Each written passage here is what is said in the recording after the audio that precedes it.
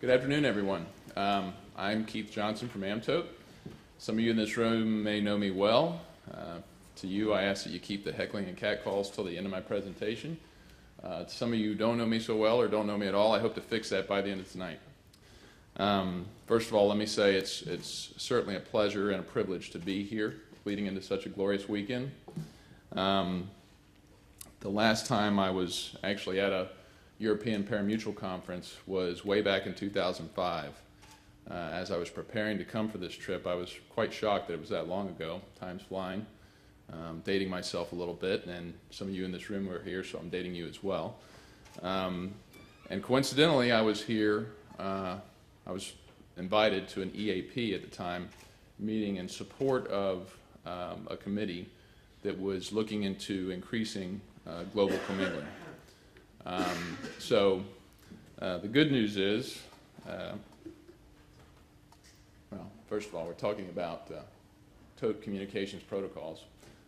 Sorry, it's a bit of a bland topic compared to some of the topics from earlier.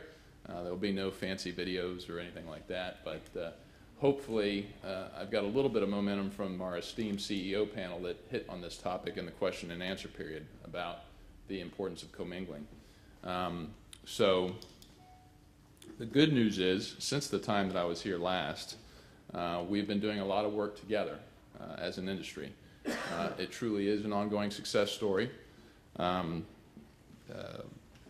We are now, I'm happy to say, commingling with our strategic customers and partners throughout the globe, some of which are in this room today. Pumalela, Tabcorp, Watch and Wager, European Wagering Services, Latin American Racing Channel, Cadere, are successfully commingling around the world, including throughout content in Europe. Our European content would be UK, Ireland, Germany. Most recently, we're happy to say we've expanded into commingling into Sweden as well as France. So this makes this weekend even more exciting for me and my colleagues, as we'll be successfully, hopefully very successfully in this, commingling into the Arc de Triomphe for the very first time. In past years, on the North American side, the pool has been hosted locally due to constraints at the time, but those constraints are now gone. So we as an industry are celebrating these accomplishments, and rightfully so, as we all know that the ultimate goal has been to grow what's unique to our industry, which is the Pari-Mutuel pool, the commingled pool.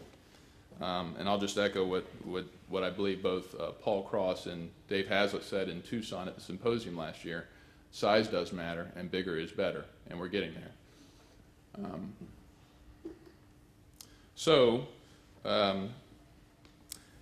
How did we get to where we are today? And I would remind you that we've collectively recognized and addressed numerous challenges, some of them unique, some of them common to all of us, including, initially, the agreement to, amongst various operators, to adopt ITSP as the platform for commingling.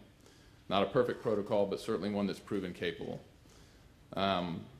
This was also sort of hit on in the previous panel question and answer, but addressing bet pool differences. And when I say that, I mean different types of bet pools, completely unique types of bet pools, as well as different variations of what we consider to be common bet pools.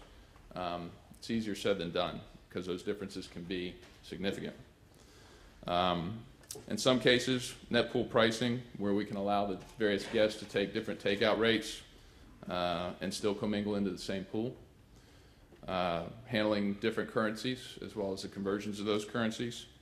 Various system and operational issues around time zones, which are not insignificant, as well as data communication circuits. How do we get reliable and cost-effective solutions for transporting our protocols over data lines?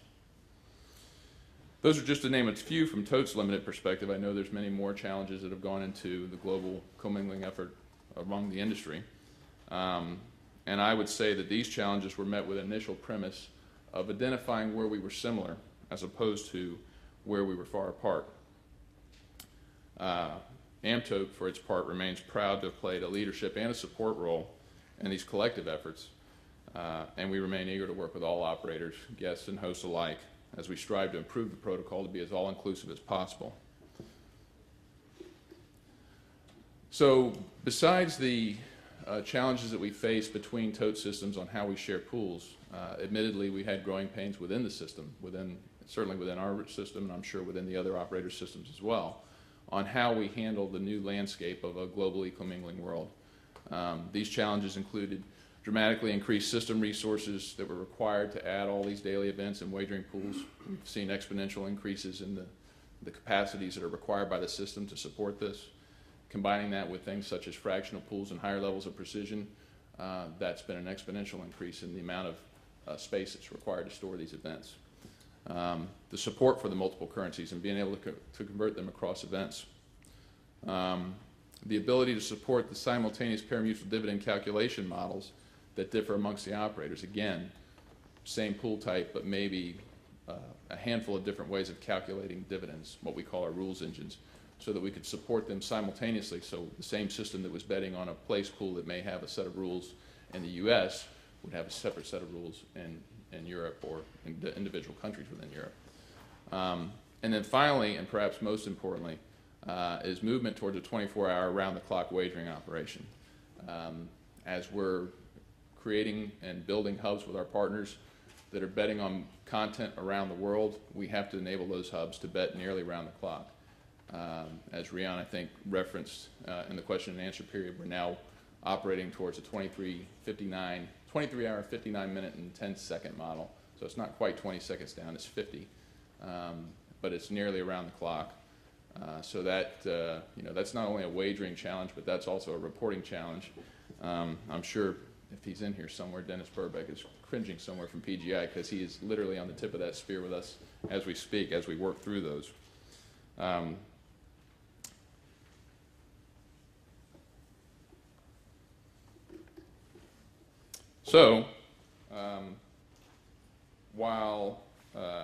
While we've been able to do a lot with ITSP, we fully recognize that certain bet pools require completely different protocols and basically transactional protocols. Much more granularity is required.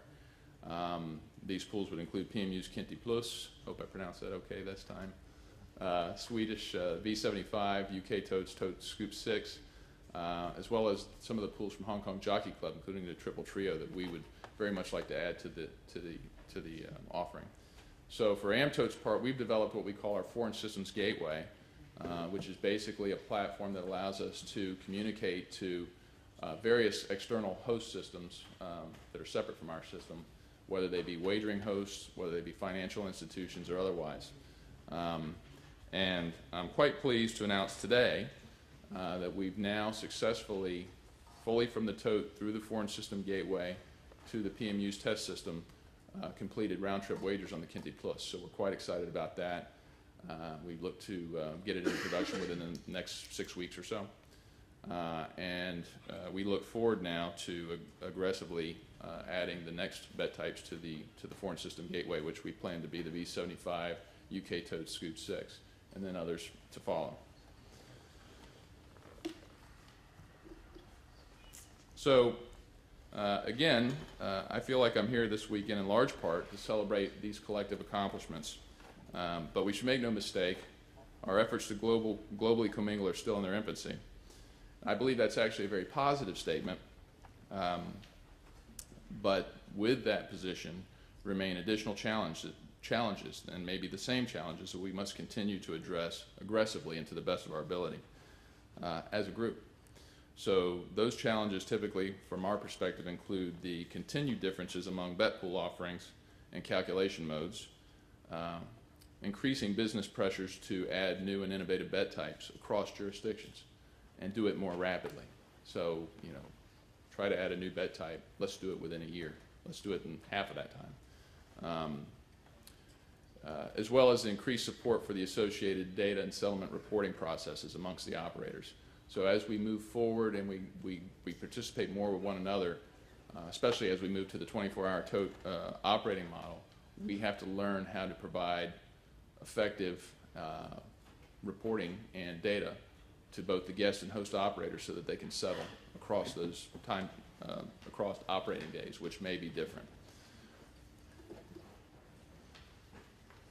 So at the end of the day, we need to simplify those types of challenges as much as possible And I realize that there are numerous reasons for the differences amongst operators within the various countries for different wagering types and modalities, whether those differences be from cultural or legal or regulatory concerns. But regardless of why they exist, why these differences exist, and whether they'll continue or become more standardized, the protocols themselves need to be standardized. So we have to make an attempt at every opportunity as we address these differences to standardize them. To not do so only goes against our objective to increasingly globally commingle amongst ourselves. It will just complicate our lives and take longer to add things if we don't keep the standards. So where we still have these different modalities and functions, we would aim to make them part of the standardized protocols. With ITSP being widely accepted, for example, 518 is very commonly used. 6.0 is now more of the, I would call it the first truly internationally friendly or attempt to be internationally friendly level of the protocol, where it's more of a global effort as opposed to a North American effort. We should all be moving towards adopting the latest levels of ITSP. In addition, while it's understood that there are going to be differences and there's going to be requirements for individual operators to make changes to ITSP to suit these differences, we must get the changes back to the whole standard. So, to avoid splintering or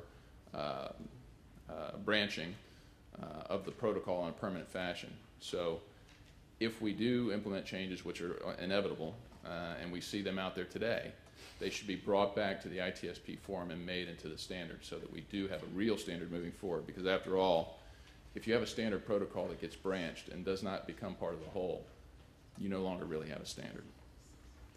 And again, getting back to the non-ITSP pools, which are critical, we support movement towards a global standard transactional protocol. And this should be a collective industry initiative. I know that there have been efforts to do a transactional protocol, standardized transactional protocol in the past, such as WTP. Those efforts, unfortunately, have not progressed, but it's one that we think needs to progress. We actually discussed it yesterday in the IT panel, that type of initiative, and I sincerely hope that it can get some traction and progress, but it needs the sponsorship of the various operators and tote providers as a whole, as well as associations such as the EPMA that can facilitate this type of project support. So